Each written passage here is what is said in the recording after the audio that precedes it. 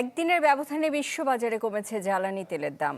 ব্রেন্ট ক্রুডের দাম ব্যারেল প্রতি $93 নেমে এসেছে, যা আগের দিনের তুলনায় 6% কম। ওয়েস্ট টেক্সাস ইন্টারমিডিয়েট নেমে এসেছে $85, পতন $9.5%। সোমবার ব্যারেল প্রতি তেলের দাম $120 কাছাকাছি পৌঁছে, যা 2020 সালের পর সর্বোচ্চ। ব্যবধান মাত্র 24 ঘন্টা। $100 ঘর পার করার পর আবারও পতনের ধারায় বৈশ্বিক জ্বালানি তেলের দাম। ব্রেন্ট ক্রুডের দাম ব্যারেল প্রতি $93 নেমে এসেছে, যা আগের দিনের তুলনায় 6% কম।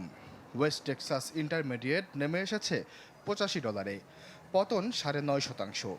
এর আগে সোমবার ব্যারেল প্রতি তেলের দাম $120 কাছে পৌঁছে, যা 2022-এর পর সর্বোচ্চ। ঢালাইয়ে দৃঢ়তা, নির্মাণে নিশ্চয়তা। প্রিমিয়ার সিমেন্ট, ঢালাইয়ের রাজা। যেখানে মূল নিয়ামক হিসেবে কাজ করেছিল ইরানের নতুন রাজনৈতিক নেতার নাম, আর দাম কমার জন্য মূল উদ্দীপক মার্কিন প্রেসিডেন্ট ডোনাল্ড ট্রাম্প। সিবিএস নিউজকে দেয়া সাক্ষাৎকারে ট্রাম্প বলেন, যুদ্ধ প্রায় সম্পন্ন এবং যুক্তরাষ্ট্র নির্দিষ্ট সময়সীমার চেয়ে এগিয়ে। ফ্লোরিডায় সংবাদ সম্মেলনে তিনি জানান, এটি ছিল সংক্ষিপ্ত অভিযান, এতেই পাল্টে যায় তেলের বাজারের চিত্র।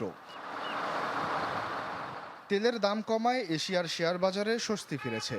জাপান, হংকং, দক্ষিণ কোরিয়ার সূচক গড়ে 5% পর্যন্ত বেড়েছে। ইতিবাচক ধারা চীনের বাজারেও। বিশেষজ্ঞরা বলছেন, বাজার এখনও নড়বড়ে। তেলের দাম সামনের দিনগুলোতে $75 থেকে $105 মধ্যে উঠানামা করতে পারে। আশ্বাস চৌধুরী, চ্যানেল 24।